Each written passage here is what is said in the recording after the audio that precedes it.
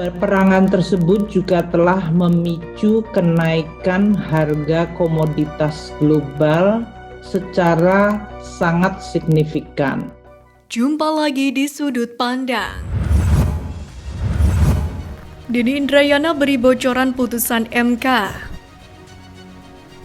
Pakar Hukum Tata Negara Denny Indrayana mengungkapkan beberapa kemungkinan putusan Mahkamah Konstitusi, yakni atas gugatan hasil pemilu 2024 ini. Dalam hal ini, Denny menyampaikan bahwa opsi pertama yakni MK menolak seluruh permohonan, lalu hanya memberikan catatan dan usulan perbaikan Pilpres, sangatlah mungkin terjadi. Dalam putusan tersebut, kata Denny, MK akan menguatkan keputusan KPU yang memenangkan paslon 02 Prabowo Gibran dan hanya memberikan catatan perbaikan penyelenggaraan Pilpres, utamanya kepada KPU dan Bawaslu. Sebaliknya, dia memprediksi kemungkinan MK mengabulkan seluruh permohonan penggugat nyaris mustahil. Rekonsiliasi Prabowo Megawati jadi lampu kuning Jokowi. Guru Besar Ilmu Politik dari Universitas Andalas, Asrinaldi, mengatakan pertemuan Presiden terpilih Prabowo Subianto dengan Ketum PDIP Megawati Soekarnoputri dapat jadi momentum Prabowo lepas dari bayang-bayang pendahulunya Joko Widodo. Menurut Asrinaldi, bila Prabowo berhasil melunakkan Megawati dan PDIP, maka pengaruh Jokowi terhadapnya akan melemah. Untuk itu, menurutnya Jokowi sebaiknya juga mengupayakan pertemuan dengan Megawati, di mana Jokowi harus meredakan ketegangannya dengan Ketum PDIP tersebut. P3 siap gabung pemerintahan Prabowo. PLT Ketum P3 Mardiono mengatakan partai yang dia pimpin siap bergabung dengan pemerintahan Prabowo Subianto Gibran Raka Buming Raka. Mardiono kemudian menjelaskan bahwasanya KIB yang diisi oleh Golkar, PAN dan P3 tidak pernah dibubarkan meski partainya berbeda haluan dengan mendukung Ganjar Mahfud pada Pilpres kemarin. Menanggapi peluang ini, Sekretaris Jenderal atau Sekjen Partai Gerindra Ahmad Muzani tidak menjawab secara tegas. Ia hanya mengatakan mudah-mudahan. Muzani kemudian menyinggung situasi politik dunia yang disebut dalam keadaan tidak baik-baik saja. Oleh karena itulah, kata dia, penting kekuatan elit politik dalam negeri bersatu. Halal bihalal keluarga besar Partai Golkar dihadiri keluarga Jokowi. Ketum Partai Golkar Erlangga Hartarto menggelar halal bihalal keluarga besar Partai Berlambang Beringin itu di kantor DPP Partai Golkar Jalan Anggrek Nelly Murni Slipi, Jakarta Barat. Dari pantauan di lokasi, sejumlah tokoh senior Partai Beringin itu turut hadir, seperti Ketua Dewan Penasehat Partai Golkar Luhut Binsar Panjaitan, Ketua Dewan Kehormatan Partai Golkar Akbar Tanjung, Ketua Dewan Pakar Partai Golkar Agung Laksono, dan Ketua Dewan Etik Partai Golkar Muhammad Hatta. Selain itu hadir juga putra bungsu Presiden Jokowi yang sekaligus Ketum PSI Kaisang Pangarep, Sekjen PSI Raja Juli Antoni, anggota Dewan Pembina PSI Istana Bagus Oka, hingga Menteri Komunikasi dan Informatika yang merupakan Ketum Projo Budi Ari. Surya Paloh mangkir di halal bihalal Golkar.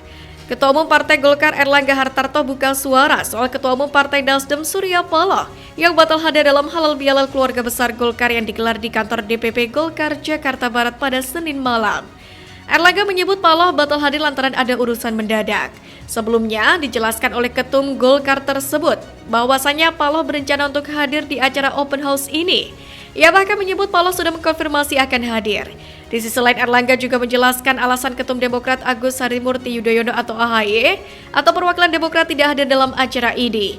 Ia menyebut AHY sedang berada di Singapura. Kaisang tanggapi peluang maju di Pilkada. Ketum PSI Kaisang Pangarep mengatakan masih menimbang terkait peluang maju di pemilihan kepala daerah. Ia menyebut terkait pencalonan masih melihat dinamika ke depan.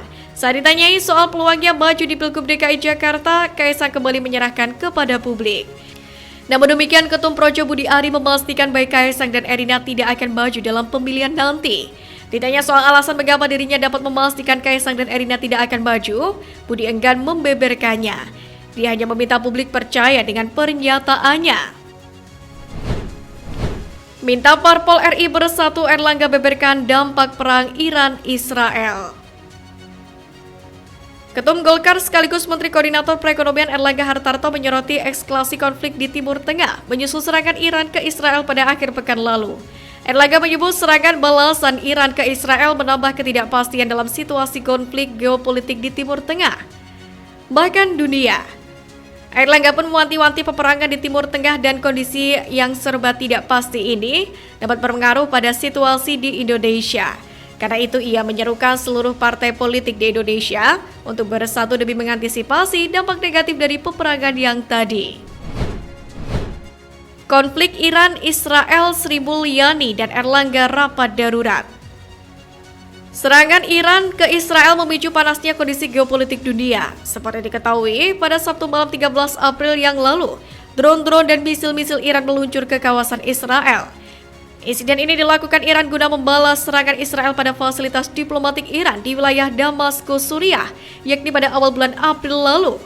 Tentu saja konflik ini bakal memberikan pukulan telak ke perekonomian dunia, termasuk bisa berdampak ke Indonesia. Menanggapi hal ini, dua Menteri Ekonomi Kabinet Indonesia Maju pimpinan Presiden Joko Widodo pun sampai melakukan rapat darurat untuk merespon dampak dari insiden bersenjata ini. Pertama, ada Menteri Keuangan Sri Mulyani Indrawati yang langsung memanggil anak buahnya untuk melakukan rapat darurat pada hari Minggu malam kemarin. Kemudian juga rapat dilakukan oleh Menko Perekonomian Airlangga dengan seluruh unsur kedeputian pada Kemenko bidang perekonomian dengan sejumlah duta besar pada Senin 15 April 2024 kemarin. Tambahan alat bukti 01 dan 03 tidak sesuai fakta. Disampaikan oleh anggota Komisi Pemilihan Umum atau KPU RI Idam Holik, penambahan alat bukti dari paslon Capres-Cawapres Anies Muhaimin dan Ganjar Mahfud disebut tidak sesuai dengan fakta proses pemungutan perhitungan hingga rekapitulasi hasil perolehan suara peserta Pilpres 2024.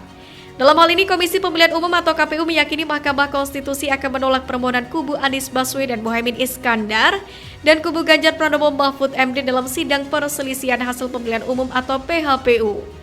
Komisioner KPU Idam Holik pun menyebut bahwa pihaknya akan menyerahkan bukti tambahan yang membantah tuduhan pihak pemohon dalam sidang PHPU pada agenda penyerahan kesimpulan di Mahkamah Konstitusi pada Selasa 16 April.